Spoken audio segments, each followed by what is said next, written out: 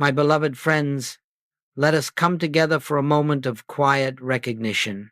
Not the recognition of a God afar off, not the recognition of a power to be persuaded, but the recognition of a presence already here, already complete, already functioning as the life within us. Before a single word is spoken, before a single thought is formed, that presence is the activity of our being, and it is in this sacred understanding that we begin to touch the great paradox of prayer. For thousands of years, men and women have prayed. They have knelt beside beds, they have stood in holy temples, they have cried out beneath the stars, and still they have wondered why their prayers seemed unanswered. They prayed for health, yet the body remained weak. They prayed for supply, yet the bills rose and the purse remained thin. They prayed for peace, yet conflict persisted in home and heart alike. And so the world has concluded, sometimes in sorrow, sometimes in bitterness, that God must be withholding something, or that God must be slow to respond. But, my friends, this conclusion arises only because the world has not understood what prayer truly is. Prayer, as it is commonly practiced, begins from a false assumption. It begins with the assumption that there is a God somewhere out there who must be moved, convinced, or awakened to our needs. It assumes that we live at a distance from the divine, that we are separated from the source of health and harmony and abundance, and therefore we must call out across that distance. And because we feel ourselves to be apart, we pray as beggars, and we wonder why our prayers echo back to us without fruit. This is the great paradox. The more fervently we pray from the standpoint of lack, the more we reinforce the very lack we seek to escape. You see, the moment we pray for something, we have already declared that we do not possess it. The moment we pray for healing, we have affirmed the presence of disease. The moment we pray for supply, we have accepted the belief of limitation. And the moment we pray for peace, we have enthroned conflict as a reality. In this way, prayer turns upon us, not because God refuses to answer, but because the very consciousness from which we pray is creating the barrier. Let us understand this deeply. God does not answer the prayer of separation, not because God rejects it, but because God knows nothing of separation. The divine presence does not look upon us from afar, waiting for permission to act. The divine presence is the life of our life. It is the breath within the breath. It is the substance of mind, the activity of being, the fullness and completeness of our true identity. There is nothing for God to give us because God has already given all. There is nothing for God to repair because in spiritual reality nothing has been broken. There is nothing for God to restore because perfection has never been absent. And so, when we come to God pleading for what already exists, we come in blindness. We come not with faith, but with fear. We come not in recognition, but in ignorance of the truth. And the heavens cannot respond to ignorance, not because of judgment, but because the law of consciousness is unchangeable. We can experience only what we are conscious of. If we are conscious of lack, lack appears. If we are conscious of illness, illness holds our attention. If we are conscious of fear, fear becomes our reality. Therefore, the great paradox is this. The prayer that is most filled with words is often the prayer that carries the least spiritual power. The heart that cries out the loudest is often the one farthest from hearing the still, small voice within. Now understand me, this is not a condemnation of human longing. Every cry of the heart is genuine. Every tear is sincere. But it is not sincerity alone that reveals God. It is awareness. Awareness of truth. Awareness of oneness. Awareness that there is no separation to bridge, no distance to cross, no external God to summon. Prayer, in its true nature, is not an attempt to bring God to us. Prayer is the quiet recognition that God is already here, already whole, already complete, already expressing its perfection as our being. This is the introduction to the great mystery we will explore together. Why prayers spoken in fear are fruitless, and why prayers grounded in recognition are always fulfilled. For the moment we stop praying as one who is lacking and begin resting as one who is complete in God, that moment the infinite begins to reveal itself in visible ways. Let us hold this lightly for now, just the faint recognition that perhaps we have been praying in the wrong direction. Not upward, but outward. Not toward God, but away from the God already present at the center of our being. And as we continue this journey, we shall discover that the very thing we have been seeking through prayer is the thing we have never been without. Let this understanding open the way for what comes next. My friends, as we move more deeply into this work, let us approach the heart of the matter with great humility. For the errors we uncover now are not the mistakes of bad people, but the innocent misunderstandings of those who have sincerely sought the face of God, yet have been taught to look in the wrong direction. And so we must handle this teaching gently, with compassion for ourselves and for the world, as we unveil the false foundation upon which most human prayer has been built. Let us begin with a simple observation. The vast majority of prayers arise from a sense of lack, a sense that something essential is missing, a sense that life has turned against us, and that unless God intervenes, we shall not survive. This sense of lack may appear as sickness in the body, as fear in the mind, as conflict in the home, or as insufficiency in finances. But regardless of its form, the foundation is the same, a deep conviction that we stand apart from the source of good. And it is this conviction, this belief in separation, that forms the root of all unanswered prayer. When one believes themselves to be separate from God, prayer becomes an attempt to overcome that separation. We plead, God, come to me. We beg, God, help me. We cry, God, change this condition. But do you see the premise upon which all of these prayers are built? That God is somewhere else, that God is not already present, that God must be summoned as though he were reluctant or distant. My dear friends, nothing could be further from the truth. Goldsmith taught, and the mystics of all ages have affirmed, that God is not a distant deity responding to requests. God is the very life of your life, the breath you breathe, the consciousness through which you see. There is no moment and no place in which God is not. But so long as you believe in separation, you will pray as though God must be brought into a situation rather than recognized within it. Now let us look honestly at what this false foundation does within our consciousness. When you pray for health, you have already agreed that disease is real.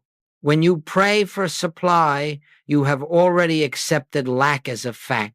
When you pray for peace, you have acknowledged conflict as a power. The moment you pray from the standpoint of need, you have given need authority. And the moment you give need authority, you cannot escape the experience of it. This is why Jesus taught, take no thought. He was not indifferent to human suffering.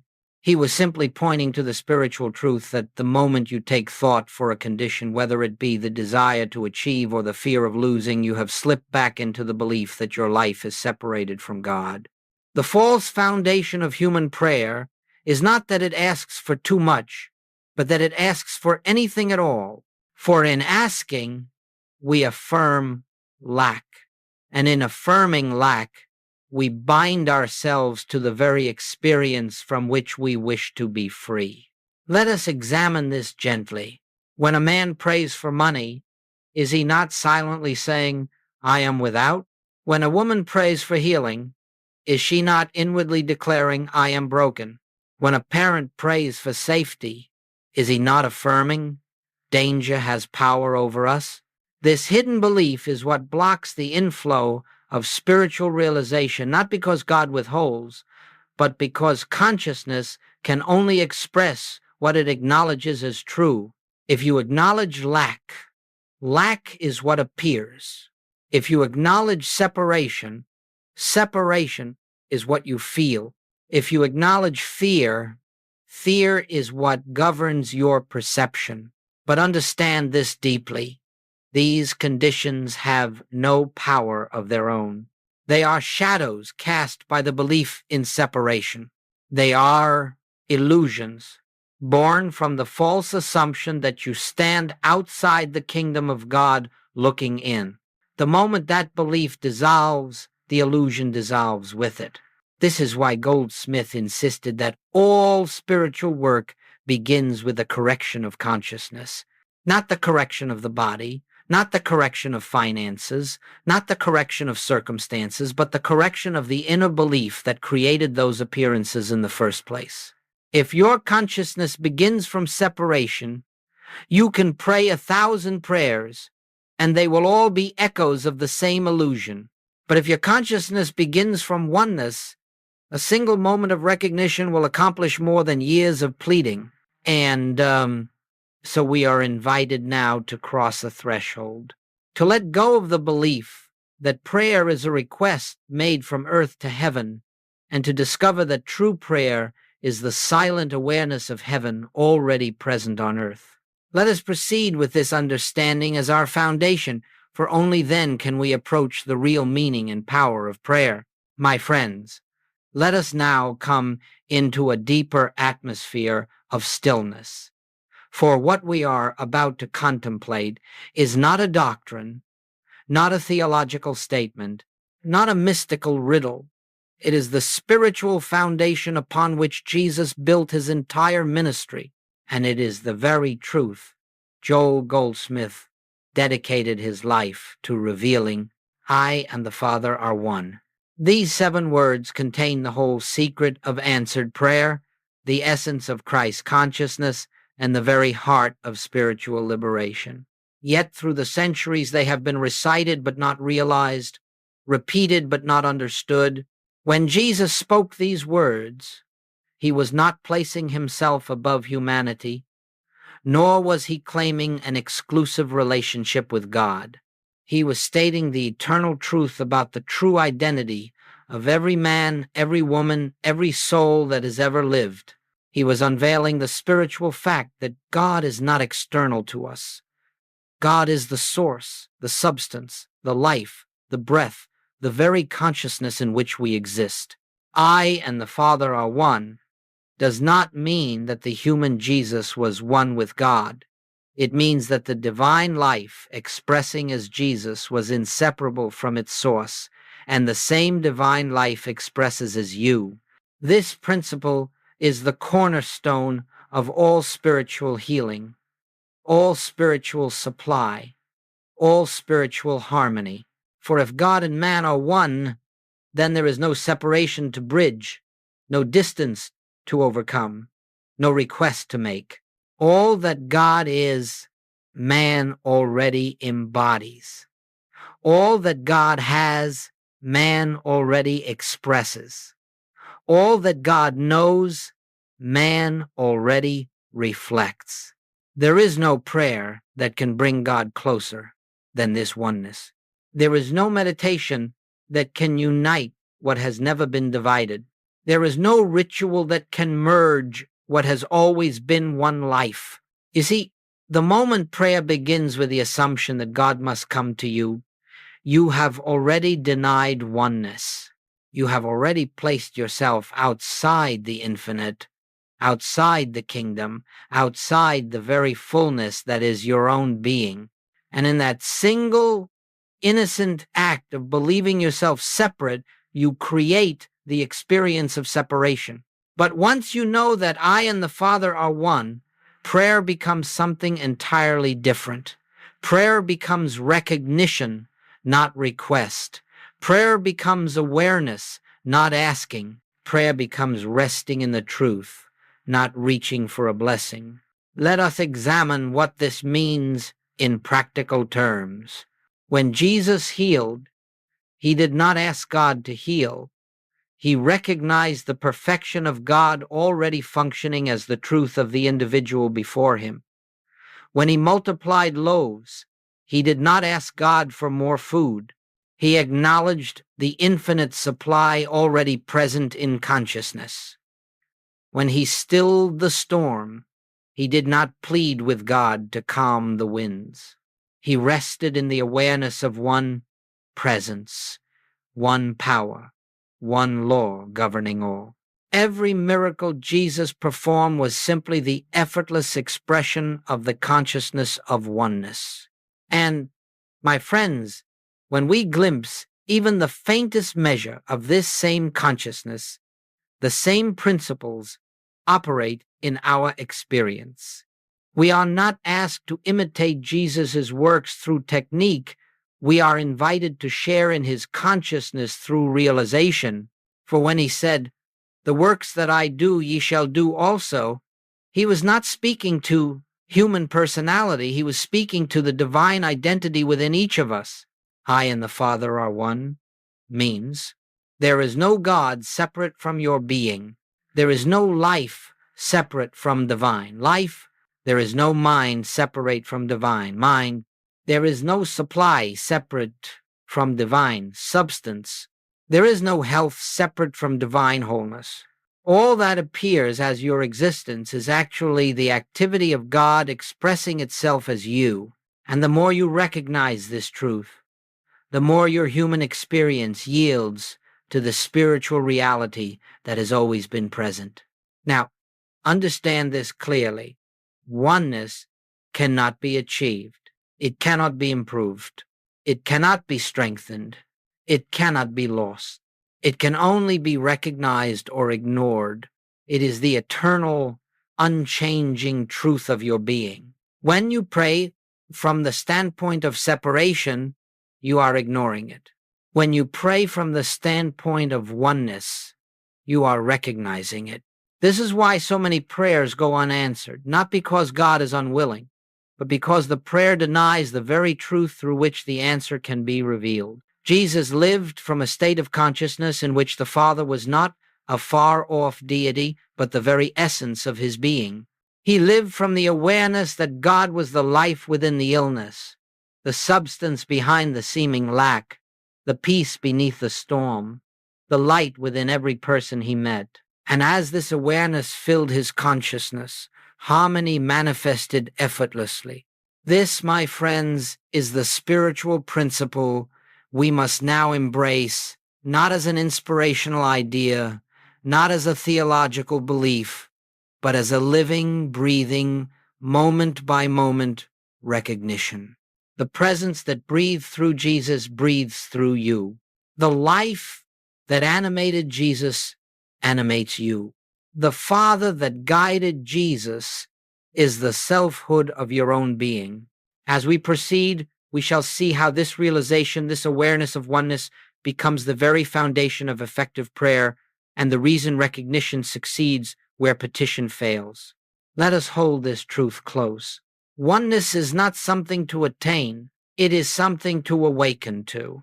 Everything that follows in this teaching rests upon this one spiritual principle.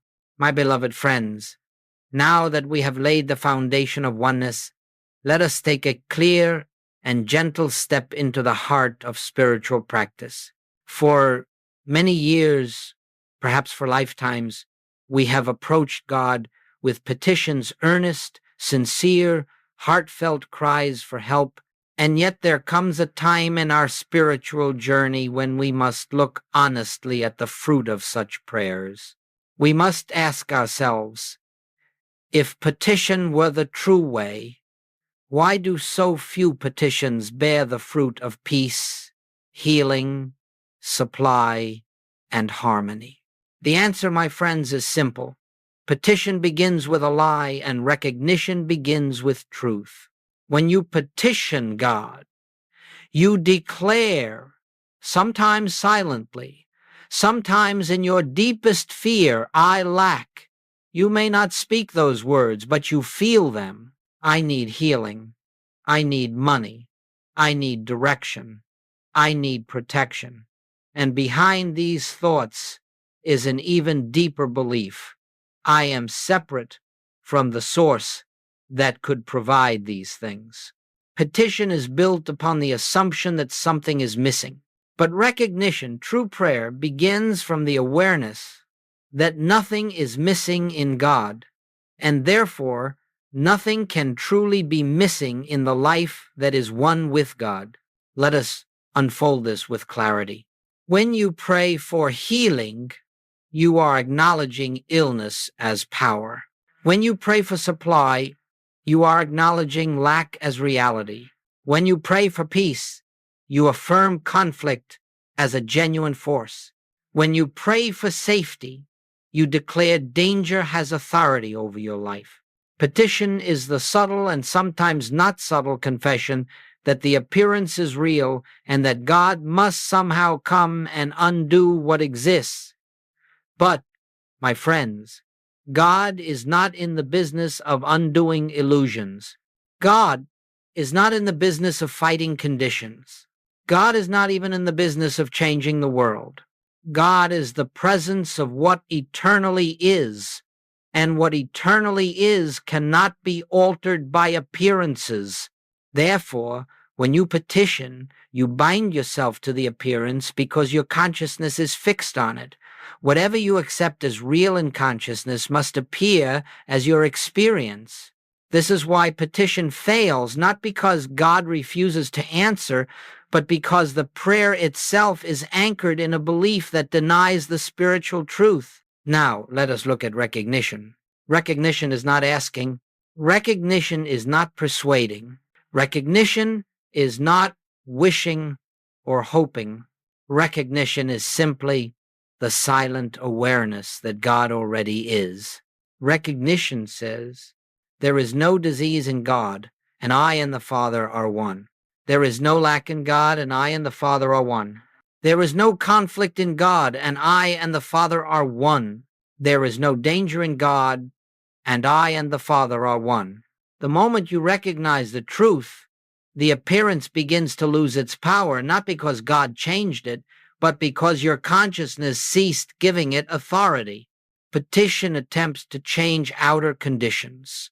Recognition transforms inner awareness, and outer conditions follow. Jesus did not petition. Not once do we find him saying, Father, please heal this man, or Father, please multiply this food, or Father, please calm this storm. Jesus did not ask God to intervene because he lived in the realization that God was already the only activity present. He lifted his eyes, not physically, but spiritually, into the awareness of God as all in all. And in that consciousness, disease had no reality, lack had no reality, discord had no reality, danger had no reality. They had no spiritual law to support them, no presence to sustain them, no substance from which to draw. Therefore, when Jesus recognized the truth, the appearance dissolved not by power, but by light. A shadow cannot survive when a lamp is lit. Likewise, a discordant appearance cannot survive when truth is recognized. This is why recognition succeeds.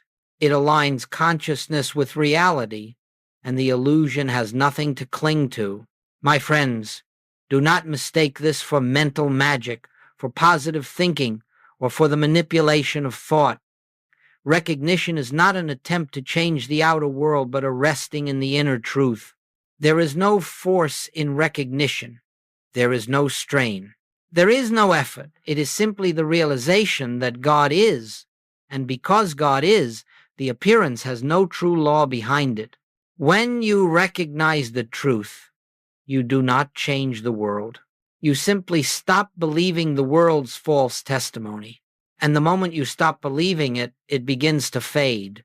This is why Goldsmith called recognition the secret of spiritual demonstration. It is not supernatural. It is not miraculous. It is the natural outflow of a consciousness that no longer accepts lack, illness, or fear as real powers. In recognition, we do not speak to God, we listen. We do not request, we receive. We do not plead, we rest. We do not strive, we surrender.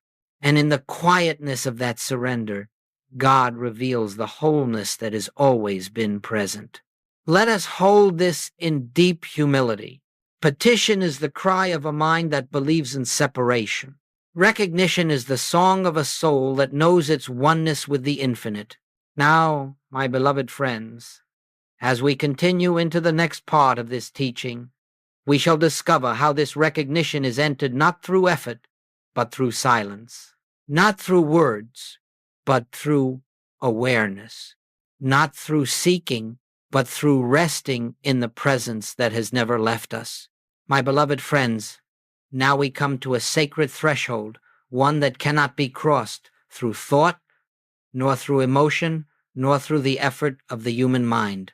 We come to the doorway of silence, the only true sanctuary in which prayer is fulfilled. For all that we have discussed thus far leads us inevitably to this one simple truth. God is revealed only in silence, not in words, not in petitions, not in the movement of thought, but in the stillness that lies beneath thought. You see, the mind that prays with many words is the same mind that believes itself separate. The mind that repeats affirmations is often the mind that secretly fears the very opposite.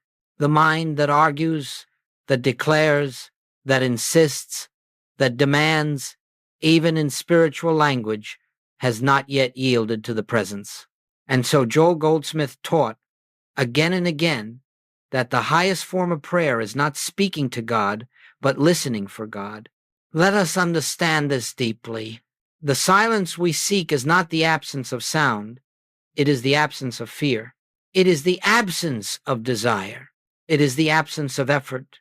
It is the absence of personal will. It is the inner stillness in which we no longer try to get God to do something. For in truth, there is nothing for God to do. God has already done all. Creation is complete. Wholeness is complete. Supply is complete. Life is complete. Love is complete. Peace is complete. And prayer, in its highest form, is the quiet recognition of this completion. When you enter the silence, you enter the state of consciousness where God is not a promise but a presence, not a future hope but a living reality. And it is for this reason that silence is the only place where healing occurs, the only place where supply is revealed, the only place where harmony is restored. Now let me speak plainly. The silence we speak of is not something you create.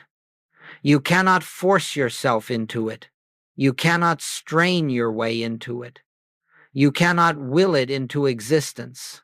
Silence is not produced by the mind. It is revealed when the mind becomes still.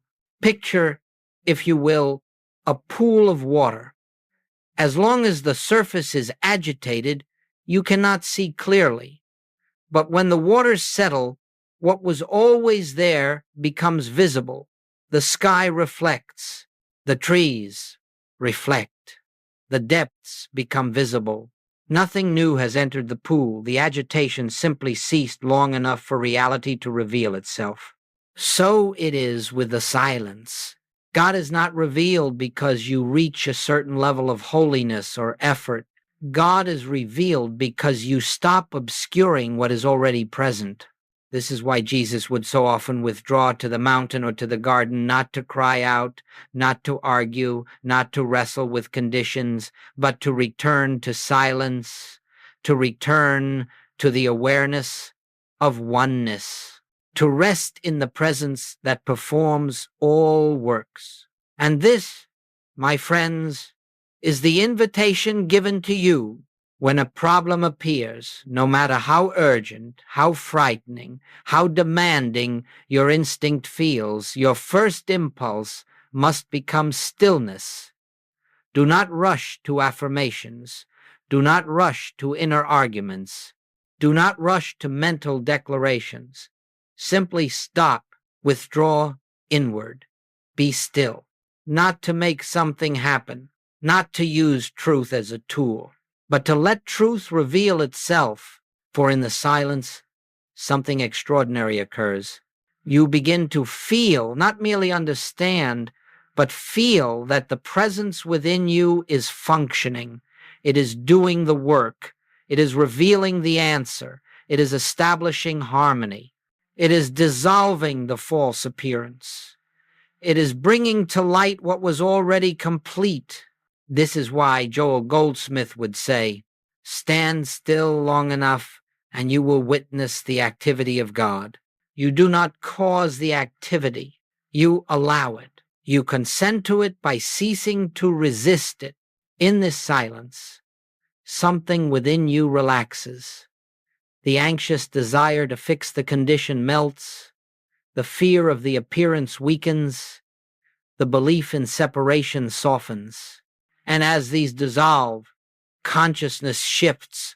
And when consciousness shifts, the outer world follows. This is not magic. This is not metaphysics used incorrectly to manipulate form. This is simply the nature of spiritual law. When the mind becomes still, God becomes visible. The silence, then, is not a technique. It is not meditation in the common sense. It is not breathing exercises or concentration. It is the inner resting in the truth that I and the Father are one. God is the life of my life. God is the essence of my being. God is the fulfillment of every need already, eternally, invisibly present. And when you sit in this silence, not for results, but for realization, you enter the state in which answered prayer becomes inevitable. For in silence, you cease to ask. In silence, you cease to desire. In silence, you cease to fear. In silence, you cease to interfere. And when all that ceases, only God remains. That is prayer. That is healing. That is Christ consciousness. And that is the only place where spiritual demonstration begins. As we go forward, we shall see how this silence becomes the very foundation of handling the practical challenges of human experience, those moments of illness, lack, conflict, and fear that so often compel us to seek God. But now we know we do not seek God to change the outer condition. We enter silence so that truth may reveal the inner reality already here. Let us hold this close to heart before we proceed. My beloved friends, having entered the silence and touched even faintly the awareness that God is the only presence and the only power, we now turn gently toward the practical side of this teaching, not to descend into material belief again, but to see how spiritual awareness touches the everyday experiences of human life. For though we speak of God as infinite, though we rest in the understanding of oneness, we do not deny that on the human level there appear to be problems. Bills arrive. The body suffers pain. Relationships fall into discord.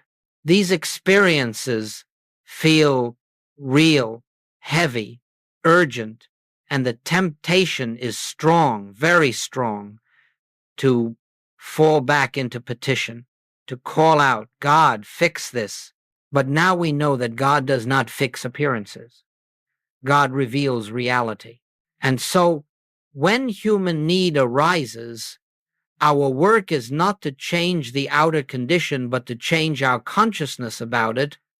We handle the appearance from a higher standpoint, not by force, but by recognition. Let us consider 3 common areas of struggle: finances, health, and relationships, and see how prayer functions in each, not as asking, but as spiritual realization. Financial fear, seeing supply as spirit, not matter. When a financial crisis appears, the instinctive reaction is fear.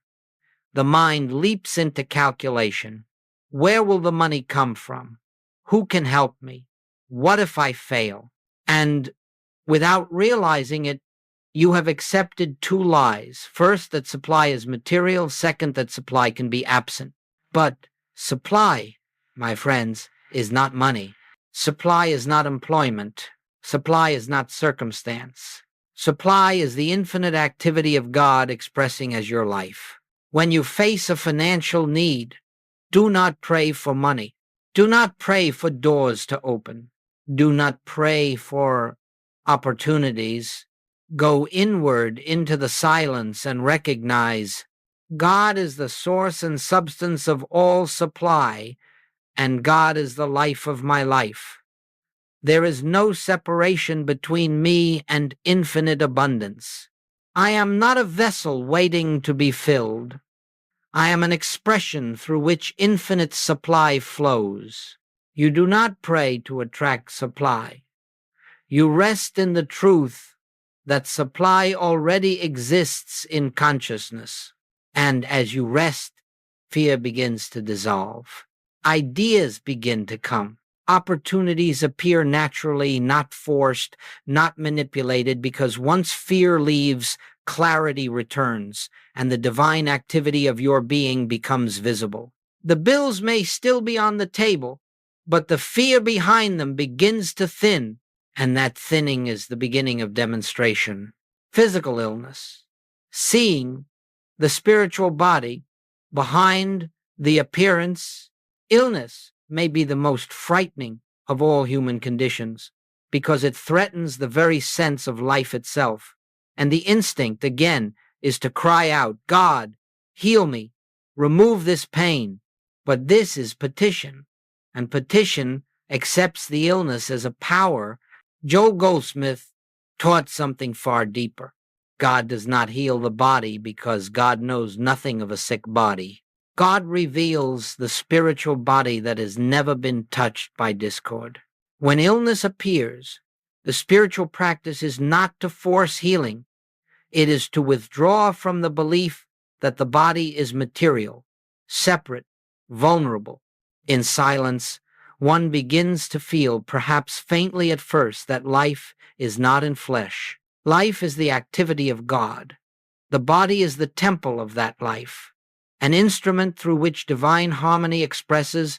You rest with this truth, not to change the condition, but to recognize the reality behind it. If God is my life, then my life is whole. If God is my being, then my being is perfect. If God is the substance of my body, then my body is spiritual and cannot be harmed. The symptoms may persist for a time, but you no longer give them authority. Your fear begins to relax. Your inner certainty grows.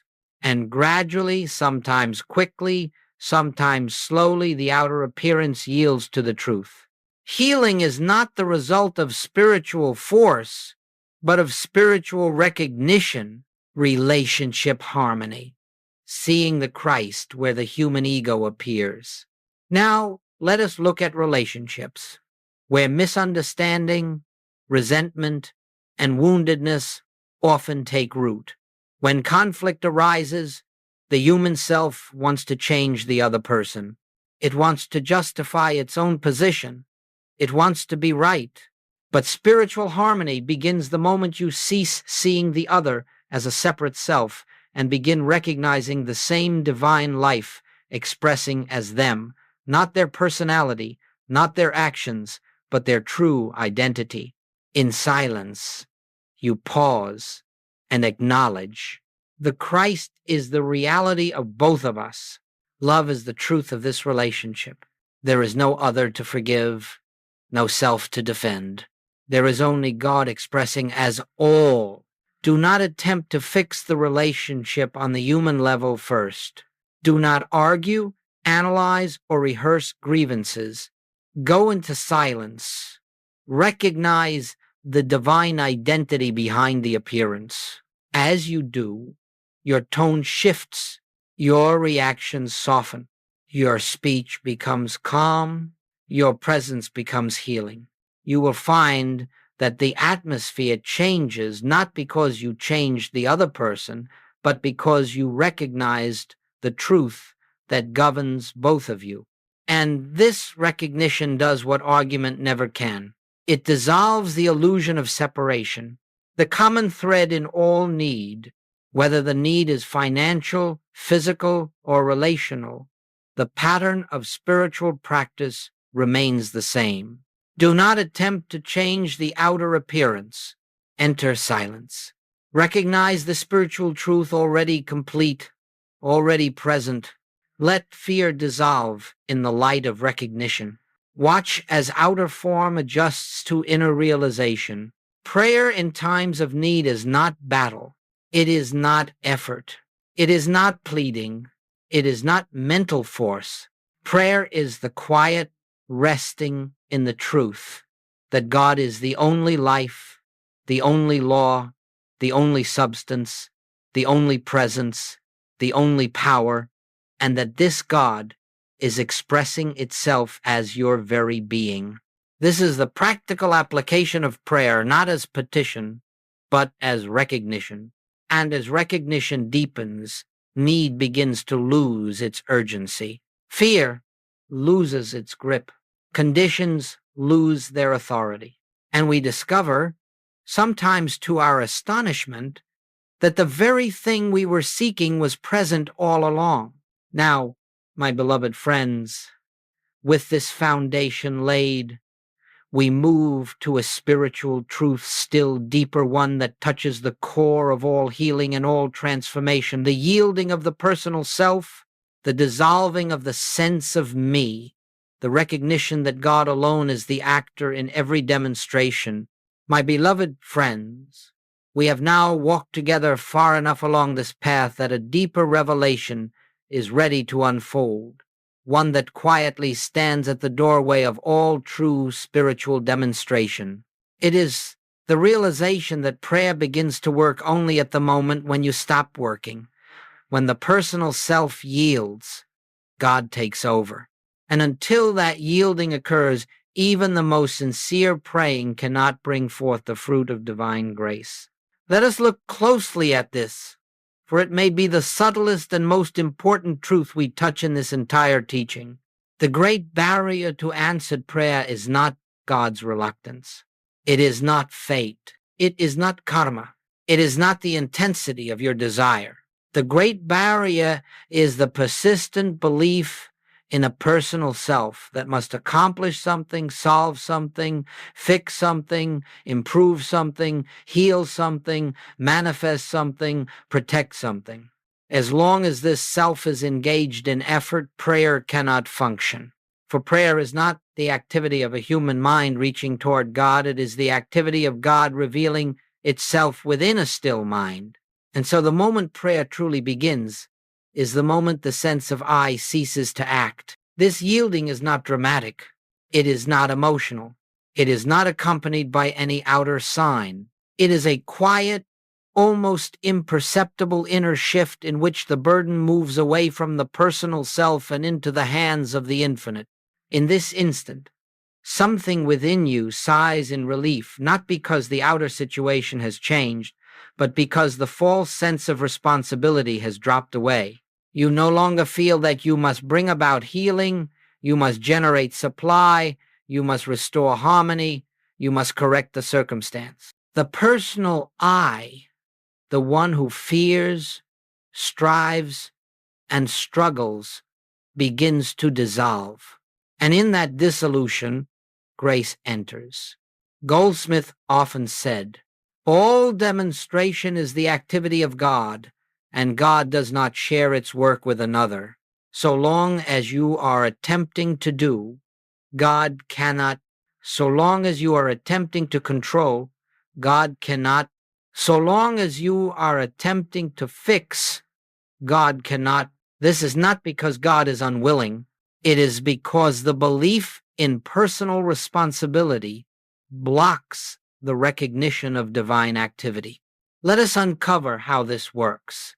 When the personal self is active, consciousness is centered on the problem. I must solve this. I must change this. I must get rid of this. I must protect myself. I must improve my condition. This I, my friends, is the very obstruction It is not the real self. It is the false sense of identity that arises from the belief in separation. And as long as this false sense of self is operating, it obscures the presence that is already functioning.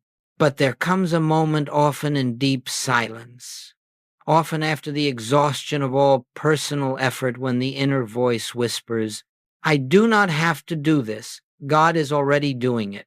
And in that sacred instant, something shifts. You surrender not to defeat, not to resignation, but to reality. You stop striving. You stop resisting. You stop begging. You stop interfering.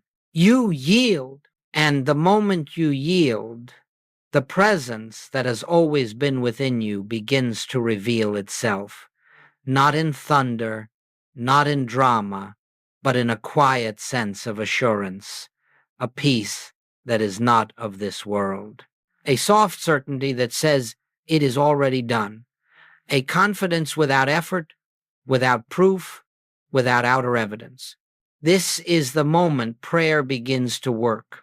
Not when you speak, not when you affirm, not when you desire, but when the false sense of me steps aside. Yielding is not weakness. Yielding is the dissolution of the illusion that you live life as a separate entity. Consider the ocean. Each wave believes at first that it exists on its own. It rises proudly, crashes loudly, tries to shape its destiny. But the moment the wave loosens its identity as a separate wave and yields to the ocean, it discovers it was never anything but the ocean in expression. And in that yielding, its power becomes infinite, because it is now the power of the whole. So it is with you. When you yield, you do not disappear. The false sense of self disappears. And the real self, the God being, the Christ identity, shines forth, handling every detail through divine intelligence. This is why healings occur. This is why supply appears. This is why harmony is restored. It is never the human self accomplishing these things. It is always God recognized and allowed to function without interference. Therefore, the moment prayer begins to work is not the moment you start praying, it is the moment you stop praying as a separate self and enter the silence of surrender. In this surrender, something holy takes place. The personal sense of I dissolves into the universal I am, and the infinite begins to flow without obstruction. As we move now into the next stage of this teaching, we shall see how this realization leads naturally to living from Christ consciousness, not as a fleeting experience, but as a way of life in which prayer is no longer an act, but a state of being. My beloved friends, we have journeyed together through the nature of prayer, through the silence in which God is revealed, and through the yielding of self in which grace takes over. Now we arrive at the true purpose of this entire path, not merely to pray as a practice, but to live from the consciousness in which prayer is no longer an event, but a state of being. For prayer, as Goldsmith taught, is not something we do. Prayer is what we are when we abide in the truth of oneness. Living from Christ consciousness means that every breath, every word, every act, every moment of your day flows from the awareness that God is the only life expressing as you. It does not mean you walk around in religious ecstasy. It does not mean you withdraw from the world. It does not mean you deny the ordinary tasks of human living. It means simply that you no longer live from fear, from lack, from effort, or from the old sense of me struggling to survive. You begin to move through life as transparency. The human sense of self becomes a clear window through which the divine shines. This is Christ consciousness. Let us unfold how this appears in daily life, quietly, naturally, without strain. 1. Christ consciousness begins with a shift in identity. Instead of identifying yourself as a human being seeking God, you recognize yourself as the expression through which God is living its own life. You wake in the morning not with the question, "What must I accomplish today?" but with a quiet awareness, God is the activity of today. This recognition dissolves the anxiety of self-preservation.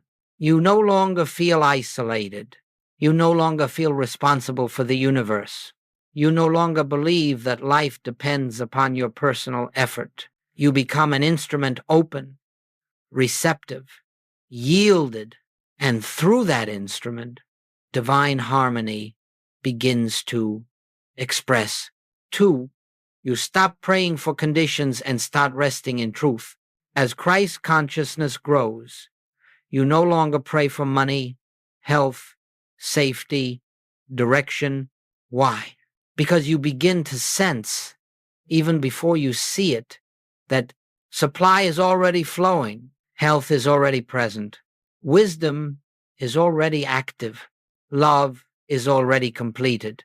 You do not pray for these things. You rest in their presence. And this resting is prayer. When something arises that once would have frightened you, a diagnosis, a bill, an argument, you no longer drop into panic or pleading.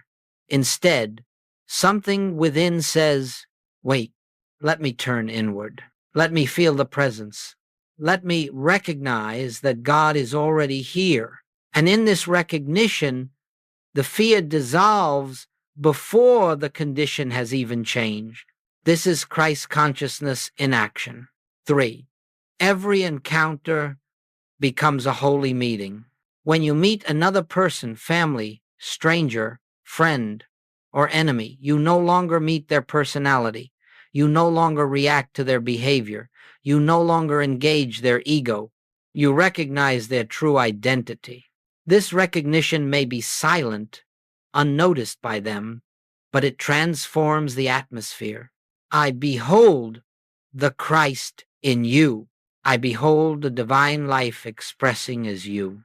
I see beyond your appearance into your reality. In this consciousness, arguments soften, hostility dissolves, healing takes place without a word spoken. Not because you have changed the other person, but because you have refused to accept the illusion of separation. Christ consciousness reveals one self, one life, one being, appearing as many forms. 4. Work, family, and daily tasks become expressions of divine activity. Christ consciousness does not lead you away from the world, it transforms how you move within it. Your work becomes an avenue for God's intelligence. Your home becomes an atmosphere of God's peace. Your responsibilities become opportunities for God's love to flow. Your decisions become guided by a wisdom deeper than thought. You find yourself saying the right words at the right time, meeting the right people at the right moment, being led in ways impossible to explain. This is not coincidence. This is the natural outflow of living from the infinite instead of the finite. 5. Fear begins to lose its ability to dominate you. Not all at once, not perfectly, but gradually, steadily, quietly. A fear arises, and instead of collapsing into it, you turn inward. You rest in the awareness. There is only God here. Fear may still whisper, but it no longer commands your actions. Its voice fades into the background, and the presence becomes the center. This is freedom not from circumstances, but from the belief that circumstances have power. 6. You live in an atmosphere of inner peace that nothing external can alter. This peace is not produced by outer conditions. It is not dependent on everything going well. It is not fragile. It is the peace that Jesus spoke of. My peace I give unto you, not as the world giveth. This peace does not come and go. It remains. It abides. It sustains. It holds you even when appearances seem dark. And when this peace becomes your resting place, your consciousness becomes fertile ground for spiritual demonstration. 7. Prayer becomes a constant, silent union, no longer reserved for moments of crisis, no longer limited to early morning or late evening, no longer dependent on words or forms. Prayer becomes a background awareness of God's presence, like the silent hum of reality sustaining every breath. You walk through the day in a state of listening. You act from quiet intuition. You speak from inner stillness. You respond from spiritual vision. This is prayer as a way of being, not as an activity. And in this state, everything you do is guided. Everything you receive is given.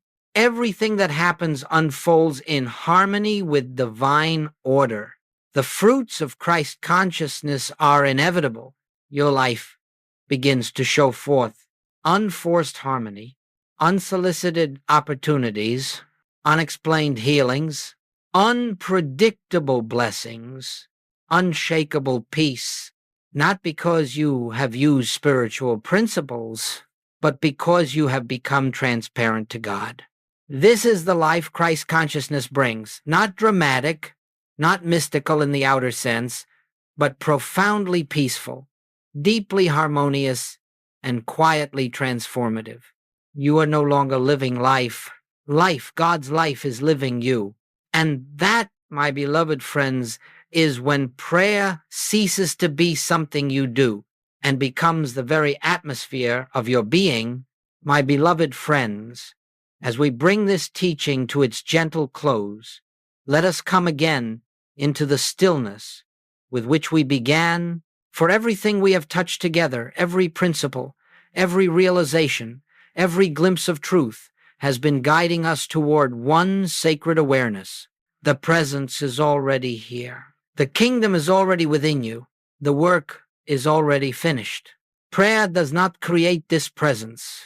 Prayer does not persuade this presence. Prayer does not activate this presence. Prayer reveals what has been true from the beginning. Throughout this journey, we have seen that the human approach to prayer, petition, pleading, striving cannot reveal the activity of God because it begins with the belief that God is absent. But the spiritual approach, the infinite way, begins with the truth that God is the only presence, the only power, the only life, the only mind, the only reality. And from that standpoint, prayer becomes not a bridge to reach God, but a window through which we see God already present. Let us hold this in our hearts. You are not moving toward God. You are not lifting yourself to God. You are not earning God's attention. You are awakening to the truth that God has never left you. God cannot leave you. God is the very substance and life of your being. When Jesus said, "It is finished," he spoke not of the end of a life, but of the eternal completeness of God's creation. And Joel Goldsmith spent his life showing us how to live from that completion. So now, as we close, let us gently gather the essence of all we have heard. Prayer begins with stillness, not words, not effort, silence. Silence reveals oneness. I and the Father are one. Becomes not a belief but an experience. Oneness leads to recognition. We stop asking God to change the world and begin seeing God as the reality behind the world. Recognition dissolves fear. Fear cannot survive in the presence. Fear dissolving allows grace to flow, not because we earned it, but because it was always flowing. Yielding the personal self is the turning point. When the false I steps aside, the real I am shines forth. Christ consciousness becomes a way of being. Prayer becomes life. Life becomes prayer. And now we return to the presence not as seekers, but as those who have remembered. Let us rest in this simple, profound truth. All spiritual good is already present. Nothing needs to be added. Nothing needs to be removed. Nothing needs to be improved. Your only work is to recognize what already is. When fear arises, return to the presence. When conflict appears, return to the presence. When lack tempts you, return to the presence. When illness threatens, return to the presence. When uncertainty shakes you, return to the presence. When joy fills you, return to the presence. When peace embraces you, return to the presence. For in the presence, there is no problem and no solution. There is only God, omnipresent, omniactive, omniscient, the infinite unfolding itself as your very life. My beloved friends, your spiritual journey does not end here. It begins anew every time you enter silence. It deepens every time you yield the personal self. It expands every time you recognize the Christ within. But the greatest truth you can carry from this moment is this: you are already one with God. You have never been otherwise. And prayer is simply the remembrance of that eternal union. May you walk gently in this awareness. May you rest often in the silence. May you live from the Christ within. And may the presence reveal itself to you in every breath, every moment, every unfolding of your life. For the presence is here. The kingdom is within, and truly it is finished.